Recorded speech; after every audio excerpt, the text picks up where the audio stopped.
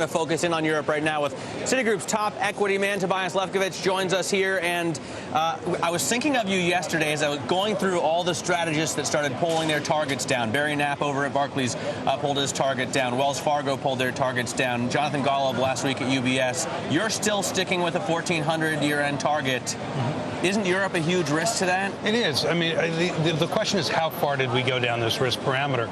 And for instance, if you look at the sentiment metrics that we track, they've gotten very depressed. You can get pretty large bounces off this. Valuation's gotten very extended as well. We're about 2.5 standard deviations below average on the earnings yield gap.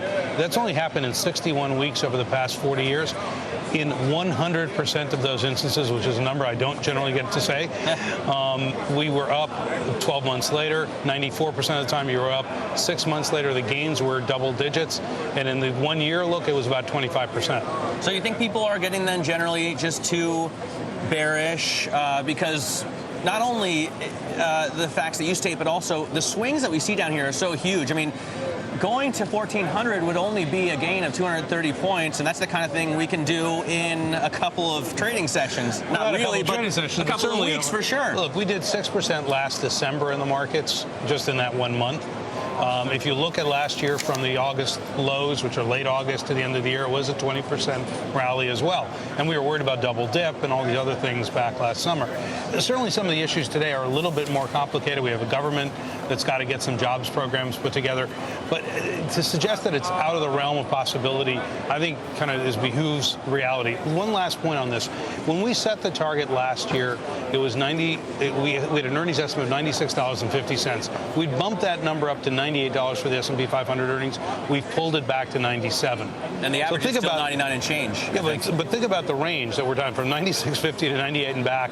And why would we change our target that dramatically? Hey, Tobias, you talked about valuation already. I just want to go through your kind of list of, I think you've got 4 factors that you watch for in the markets. You mentioned valuation, but you also watch very closely investor sentiment. You are keeping a close watch on those earnings expectations. We've talked about that a lot, too, as well. And then also the credit conditions out there, especially with what's going on in Europe. I mean, what are they telling you all about the stock market? It sounds like you still have optimism, but I mean, earnings, couldn't we be just way too optimistic here when it comes to earnings? And those credit conditions, they could change very quickly. We've seen some dramatic moves in that as well. So let's step back a minute on that. So on the earnings expectations, what we look for is not the actual number, but the revision momentum. What is the street doing? So last week, about 41% of all estimate revisions that were done on Wall Street by any analyst were to the upside. In other words, saying that 59% of them were cutting numbers or were reflecting cutting numbers.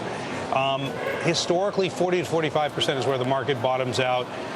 And that is unless we have a recession. So you then have to go the next step. Will we have a recession? Our forecast is not. We may have uneven and patchy growth. Not, but almost. Are you looking at 40%? We're looking at kind of 2% type growth rates. Nothing exciting for next year. But let's go to the credit conditions.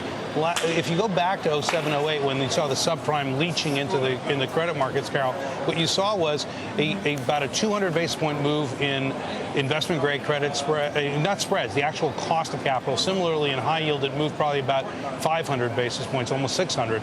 Now you've seen about 50 basis points in investment grade, and you've seen about 200 basis points in high yield. Cost of capital is lower today than it was back then, and that's hugely important. It leads economic activity by 9 months. We've been talking about the headwinds, the possible risks to your target, which is really 1,300 to 1,400 on the S&P by year end. Europe obviously is a huge one, but what about the problem we have here in the U.S.? The fact that Washington can't get along and get a debt deal done. Now we have the concern about the president's jobs plan. Pretty soon the super committee will come here. Even the Fed has the most dissent that we've ever remembered in our lives, right? So is this an issue, this incredible partisanship and inability to get things done? It's part of the uncertainty, certainly. I mean, if you think about it from the perspective of let's go to the politics for a moment. You know, both sides recognize that there's an election 14 months ago, and saying let's put aside politics, do the right thing.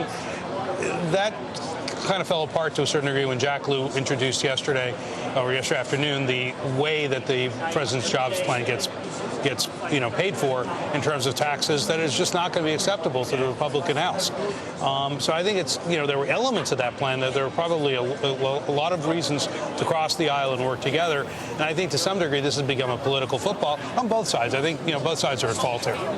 Hey, Tobias, I'm just curious at this point, where do you think investors should be putting their money in terms of the sectors that are out there? Because there's been a lot that's been beaten up. Some say there's great value, valuations out there and great opportunities. Curious where you think we should be at this point.